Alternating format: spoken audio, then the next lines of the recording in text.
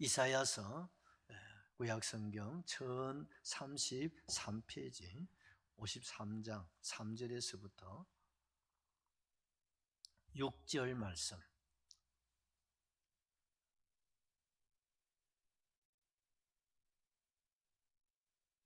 이 이사야 53장은 제목이 여러분 고난받는 중에 노래, 그런 제목이 있습니다.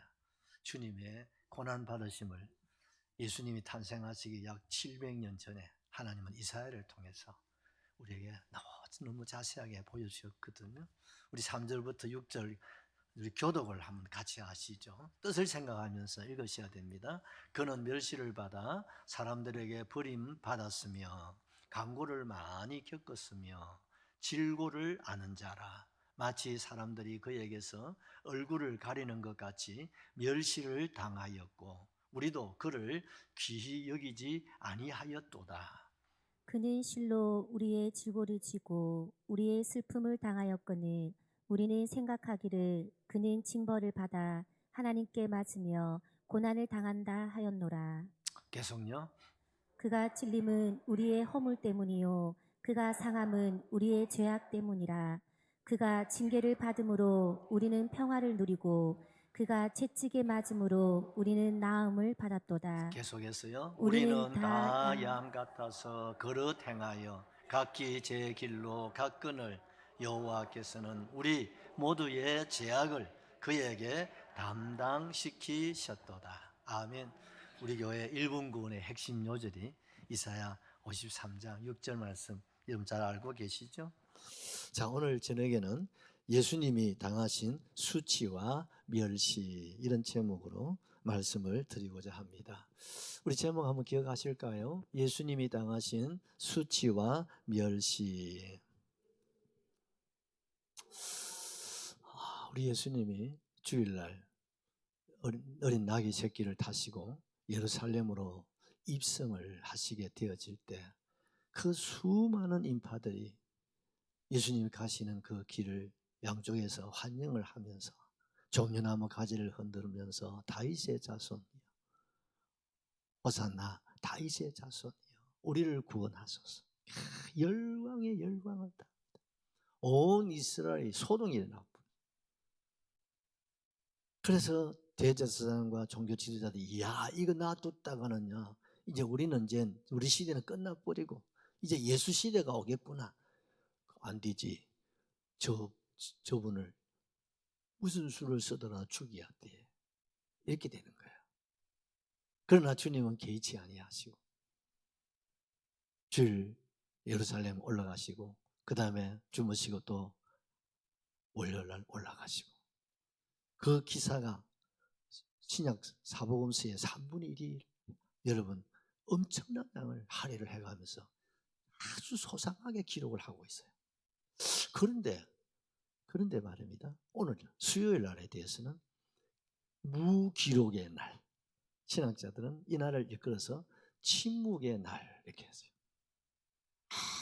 아무 말씀을 안 하셨다. 저는 오늘 하루 종일 우리 주님이 침묵을 하셨는데요. 우리 주님이 침묵하셨는데 여러분 세상에 옛말에 침묵만큼 지혜로운 것은 없다. 여러분 침묵이 답이다. 우리 예수님 자신 우리에게 보여주신 것 같아요.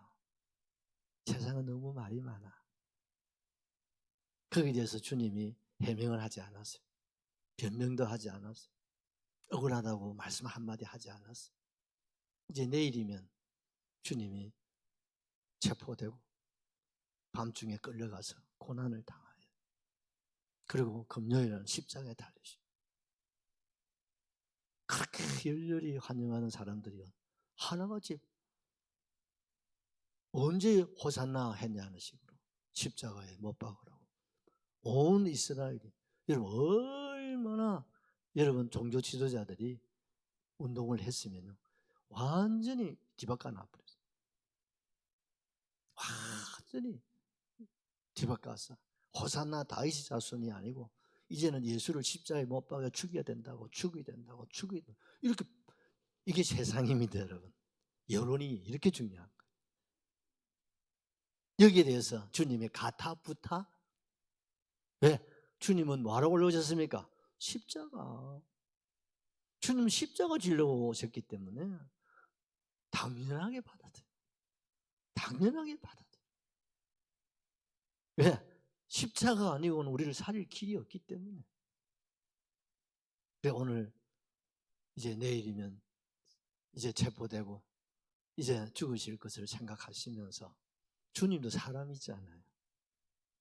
아마 침묵하시면서 아마 주님과 아버지와의 깊은 대화가 있었지 않겠나, 그런 생각을 해보는 겁니다. 제가 이 침묵에 대해서 좀 몇 가지 찾아보니까 이런 말이 있어요. 침묵은 지혜를 가지는 방패다. 괜한 말을 해서 끌고 부스럼을 내는 것보다 낫다. 그래요. 여러분, 우리가 주님이 우리에게 가르쳐주신 것이 뭐냐? 같이 합시다. 침묵이다. 말 없는 다수는 침묵하는 거예요.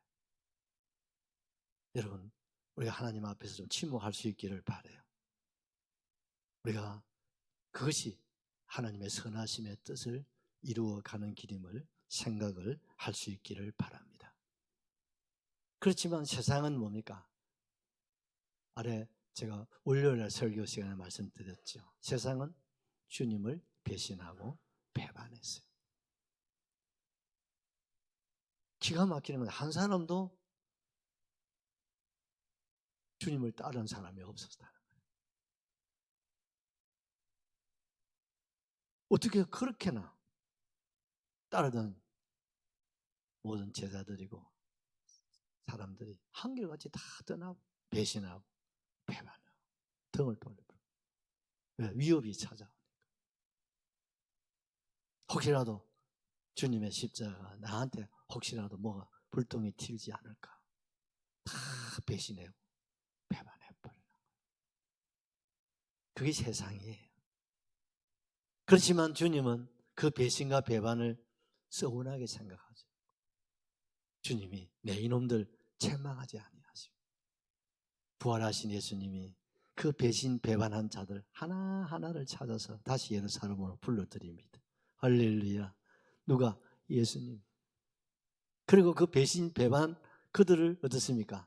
부활의 증인이 되게 하고 십자가의 증인이 되어서 그들이 배신과 배반을 했기 때문에 어떻습니까?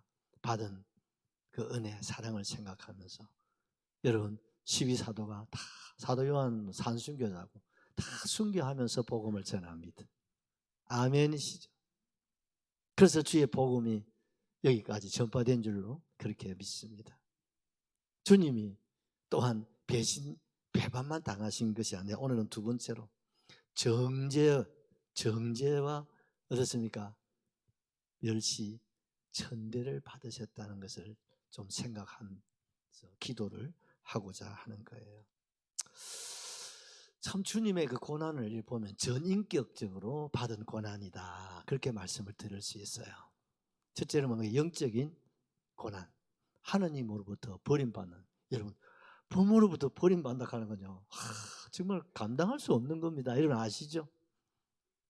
정말 부모로부터 내가 버림받았다, 이건요 어떻게 할 방법이 없어요.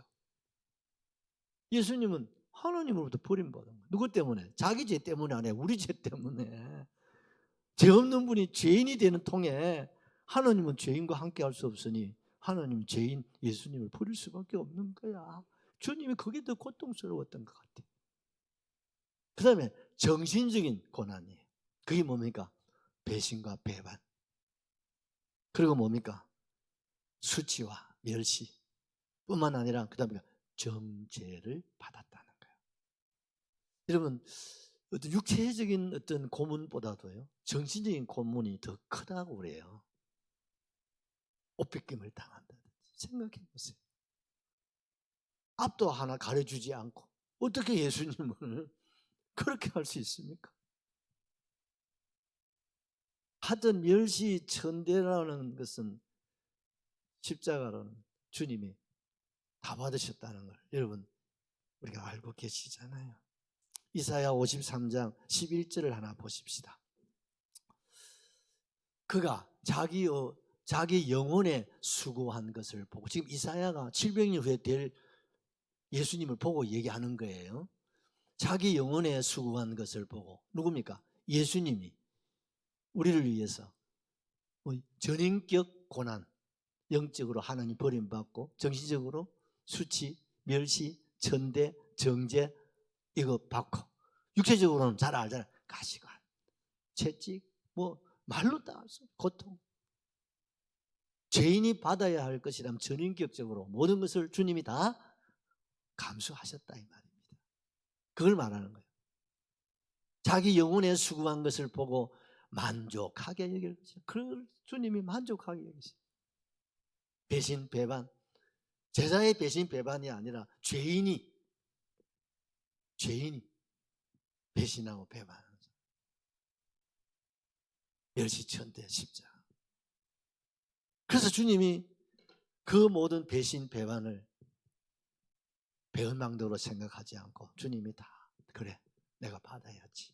배신 받아야지. 배반 받아야지. 아버지를 부름받는 것 당해야지. 정죄, 수치, 침뱉음, 희롱, 능욕 받아야지. 왜? 나를 살리고 우리를 구원하시기 위해서. 주님은 그 하나라도 빠뜨리면 우리가 받아야 되니까 우리를 만족하게 하시려고. 아멘이시죠? 어떻게 이사야가 700년 후에 그 주님의 모습을 또 현장에서 목격하고 기자가 기록한 것처럼 기록해내고 있잖아요. 나의 어려운 종이 누굽니까? 예수님. 자기 지식으로 많은 사람을 어렵게 하며 할렐루야. 또 그들의 죄악을 친히 다른 사람에게, 누가 지은지는 누가 담대해야지. 여러분, 세상의 모든 종교의 공통점이 뭡니까? 인과응보입니다. 누가 지은지는 누가 받아야지. 부처님 보고 석가 보고 지력하면 나쁜 놈이지. 마음의 지 보고 집 지력하면 그건 나쁜 놈이지. 누가 죄 짓으면 누가 지어야지. 왜 가만히 있는 석가한테, 마음매한테, 공자한테 지력하느냐? 절대 안 지력합니다. 그런데 예수님은 절대 다 지셨어요. 다 뒤집어 쓰신 거예요. 그래서 기독교는 종교가 아닙니다, 여러분. 세상은 모든 것이 종교야. 기독교는 종교가 아니라니까요. 왜? 기독교의 주님은 우리의 죄를 다 담당하셨잖아요. 아멘이시죠? 종교입니다. 예수님은 이름조차도 어떻습니까? 아들을 낳으리니 이름을 예수라 하라. 그가 자기 백성을 저희 죄에서 구원하시려고 오셨어요. 이미 예수님이 오실 때 이미 우리를 위해서 뒤집어 쓰시려고, 죄값을 지불하시려고 주님이 각오하고 오신 거예요. 아멘이시죠? 그러니까 배신, 배반 괜찮아. 왜? 그것이 주님 받아야 우리가 자유를 얻는단 말이에요. 죄사함이 된단 말이에요. 정죄? 그래, 내가 정죄 받아야지. 그래, 멸시, 천대, 그것도 십자가. 그래, 내가 다 받을게. 걱정하지 마라. 하지 마라. 하나도 사양하지 않으시고 그 앞에 있는 즐거움을 위하여 그 험한 십자가를 참으신 줄로 확실하게 믿습니다. 아멘. 그분이 누구요? 예수님입니다. 여러분, 우리의 죄가 얼마나 큰지 우리는 다 알고 있잖아. 첫째는 뭔가 자범죄, 원죄, 그 다음에 자범죄, 그리고 세상 모든 사람들의 죄 말입니다. 우리 로마서 3장 9절을 하나 보십시다. 그러면 어떠하냐? 우리는 나으냐? 결코 아니다. 유대인이나 헬라인이나 다 어디 아래? 죄 아래 있다고 우리가 이미 선언하였느니라. 10절. 기록된 바 의인은 있나니? 없나니? 하나도 없으며 깨닫는 자도 못 깨닫는 거예요. 못 깨닫는. 나는 깨닫는데 깨닫는 게 아니야.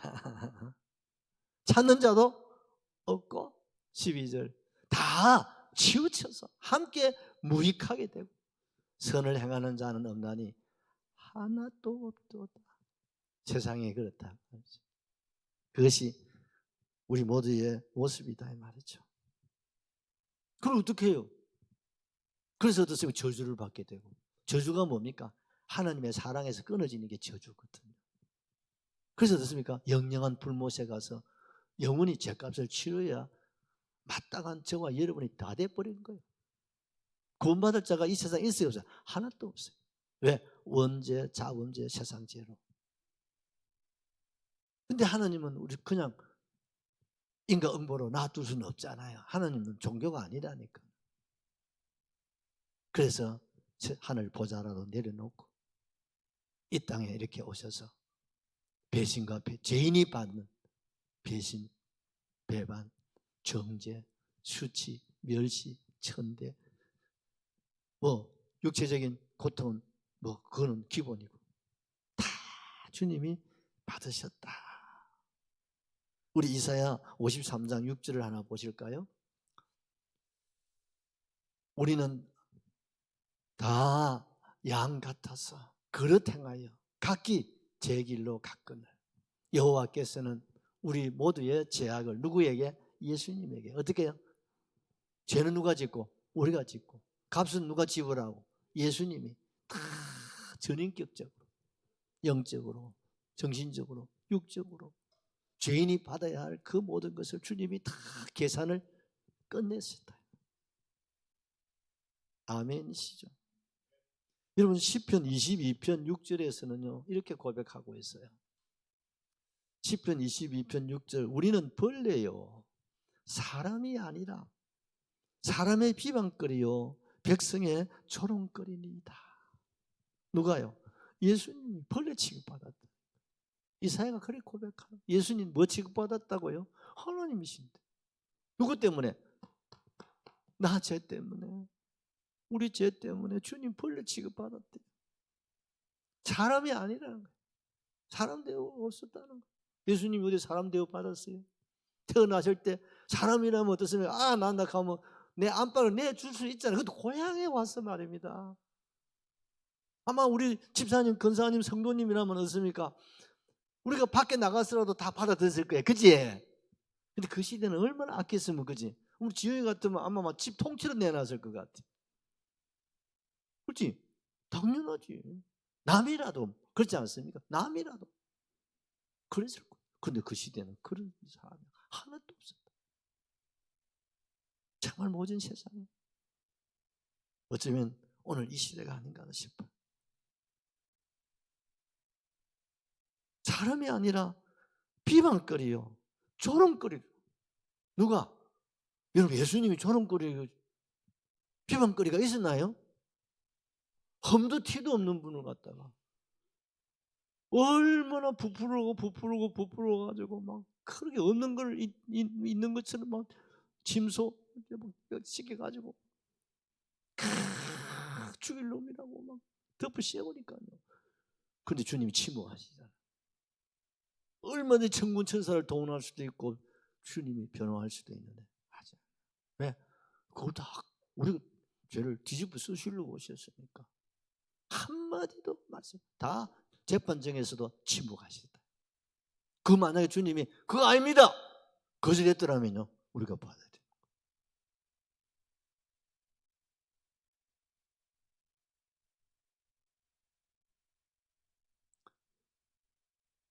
우리 이사야 53장 3절을 보십시오. 그는 멸시를 받아 사람들에게 버림을 받았으며 강고를 많이 겪었으며 질고를 아는 자라. 마치 사람들이 그에게서 얼굴을 가리는 것 같이 멸시를 당하셨고 우리도 그를 귀히 여기자. 세상에 주님을 따르는 사람도 제자들도 가족들도 동생들도 귀히 여기지 않아. 귀한 줄 모르는 거예요. 그런 실로 우리의 질고를 지고 우리의 슬픔을 당하였거늘 우리는 무생각 그런 당연히 징벌을 받아 하나님께 얻어맞고 고난을 당한다. 어떻게 생기죠? 주님 사람이 약해지고 사람 변질이 되면요 이렇게 다 된다는 거예요. 그래서 우리는 참 기도 많이 하셔야 됩니다, 여러분. 아멘이시죠? 기도 많이 하셔야 돼요. 근데 주님은 조금도 서운한 마음 가지지 않고 그걸 주님이 다 담당하시고 감수하셨다. 그 결과가 뭡니까? 이사야 61편 7절을 보십시다. 이사야 61편 7절. 너희가 수치 대신에 보상을 배나 얻으며. 와, 예수님이 십자가에서 생명을 내어주심으로 말미암아 이제 죄인이 받아야 할 수치가 아니고 멸시 천대 십자가가 아니고 이제 뭘 받는다? 보상. 아이고 아버지 부끄러워라. 무슨 보상? 벌 안 받는 거, 매 안 맞고 지옥 안 가는 것만 해도 죽었다 깨어나도 감사할 일인데 그렇잖아요. 그런데 이사야가 700년 전에 이걸 본 거예요. 주님은 그렇게 외로이 고독하게 철저하게 버림받죠.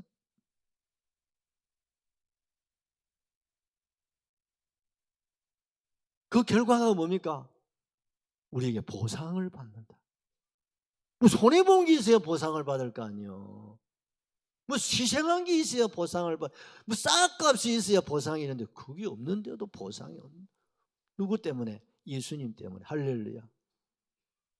여러분 부모님들이 여러분 자식들을 위해서 심어 나오면 자녀들이 뭘 받습니까? 보상을 받는다. 그래서 우리가 3대 우리 자손이 보상받을 수 있도록 우리가 지금 열심히 살고 있잖아요. 예수님 한 분이 죽으심으로 말미암아 이제 우리는 죄인이 아니고 여러분 저주가 아니고 뭡니까? 보상이 되었다 이 말이에요. 아멘이시죠? 우리는 참 이것만 한 가지만 생각해도 우리는 평생 뭡니까? 감사해요. 야고보서 2장 5절을 보십시다. 내 사랑하는 형제들아 들을지어다. 들으라. 하나님이 세상에서 가난한 자를 택하사 믿음에 부유하게 하시고 할렐루야. 주님이 죽으심으로 말미암아 우리를 부유하게 하시고 또 자기를 사랑하는 자를 약속한 나라를 상속 할렐루야. 하나님의 나라를 우리에게 뭐요? 상속. 우리가 지옥 안 간 것만도 감사하잖아요. 그런데 우리를 부유하게 하시고 하나님의 나라를 우리에게 뭐요? 상속을 주시고 그것도 한 나라가 아니고 집 한 채가 아니고 10나라를 상속해요.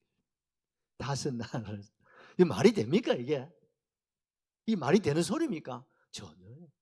그래서 이거 갚을 수 없는 은혜다. 표현할 길이 없는 감당할 수 없는 아버지의 은혜요 사랑입니다. 이 일을 위해서 주님이 이 마지막 이 십자가의 길을 걸으심을 생각해 보세요. 그냥 이 한 주간을 보내지 수는 없지 않겠어요? 계시록 4장 4절도 하나 더 보십시다.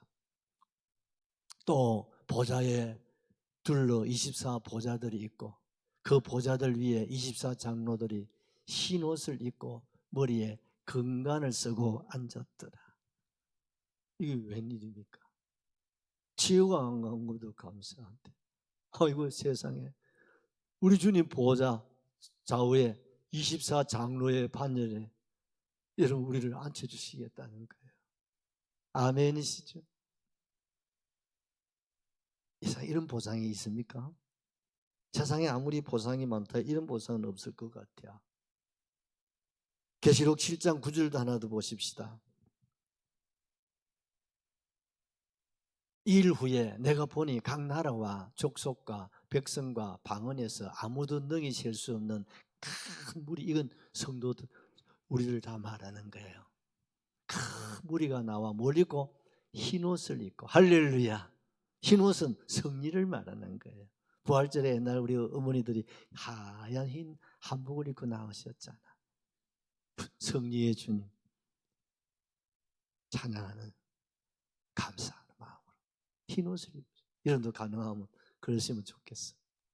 손에 종려 가지를 들고 보좌 앞과 어린 양 앞에 서서 우리 주님의 찬양하고 영원히 영원히 감사. 모든 영광 하나님께.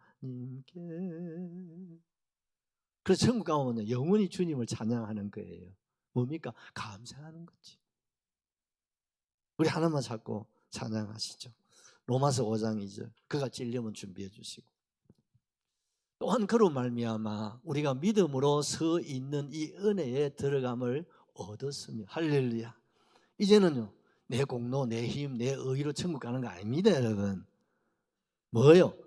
2000년 전 예수님이 단번에 그 십자가에서 영적으로, 정신적으로, 육체적으로 그 고난, 그 십자가를 다 100% 감당하셨기 때문에 여러분 그 5장 2절 그대로 놔뒀어요. 우리가 그 십자가, 그 예수님 사실이잖아요. 그걸 마음으로 받아들이기만 하면 되는 거예요. 아멘이요. 없는 것을 받아들이는 게 아니야. 사실을 사실로 받아들이는 거예요. 제가 오늘 유튜브 설교를 좀 들었어요. 그래서 어떤 목사님이 부활에 대해서 설교를 하시면서 하는 말이, 부활 설교가 어려운 거 하나도 없는데 자꾸 어렵다고 하시는 분이 너무 많다고. 그래서 나도 공감을 했어요. 부활을 그걸 뭘 설명이 어렵고 힘드냐고. 예수님이 죽었다가 살아났다는데 그 사람에게 설명이 필요합니까? 그렇잖아요. 죽으시고 살아났으면 그러면 그걸 믿으면 되는 거지. 그게 부활인데. 아멘시죠? 예수님이 죽고 살아났다는 것은 우리도 죽고 산다 이 말입니다, 여러분. 그래서 죽음이 없는 거예요. 그것이 부활이고 그것이 부활 신앙입니다, 여러분. 이거 주시려고 주님이 지금 십자가에 올라가신 거예요. 하나님의 영광을 바라고 우리가 즐거워해야 됩니다. 중요한 것은 그 부활이 승리가 어디에서 있었다고요? 십자가, 죽음을 통해서만 있는 거예요. 예수님이 반쯤 돌아가셨다면 부활이 없습니다. 완전히 주님이 죽으시는 거예요. 그래서 뭡니까? 부활이 있는 거죠. 고난이 영적으로, 정신적으로, 육체적인 고통이, 고난이 있었기에 영광이 있단 말입니다. 그 주님의 그 아픔은 이루 말로 다 알 수가 없는. 여러분 세상에 배신, 배반, 여러분 멸시, 천대하면 당해보세요. 희롱당하고 능욕당하고 뒷방아 한번 쳐보십시오. 못 견딥니다, 여러분. 그런데 주님은 기쁨으로 그걸 다 받아들였죠. 주님 다 받아들였어요. 아멘이시죠? 그래서 여러분 영광이 있는 거예요. 우리가 영광스러운 하나님의 사람이 된 줄로 믿습니다.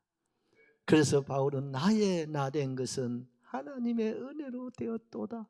그래서 주님만을 찬송해야 돼요. 주님만 감사하고 주님의 이름만 높여드릴 수 있기를 주님의 이름으로 축복합니다. 그러므로 여러분 마지막 한 번 더 부탁합니다. 주님의 죽음이 같이 합시다. 예수님의 죽으심이 내 죽음이요. 아멘 하셔야 됩니다. 주님의 죽음이 아니라니까. 내 죽음이란 말이에요. 주님의 부활은 내 부활입니다. 내 부활시키려고 주님 부활하신 거죠. 내 죄값을 계산하려고 주님 죽으셨는데, 그런데 나는 상관없는 사도의 팔전처럼 그건 아니잖아요. 이걸 깨닫는 것이 은혜입니다. 이걸 받아들이는 것이 믿음입니다. 그래서 우리는 마지막 십자가를 통해서 우리에게 부활을 시키시고 승리를 주려고 걸어가신 이 마지막 남은 사순절을 정말 일생일대 가장 의미 있고 뜻깊은 아멘이시죠. 걸음을 함께 걸어갈 수 있기를 바랍니다. 찬양하십시다.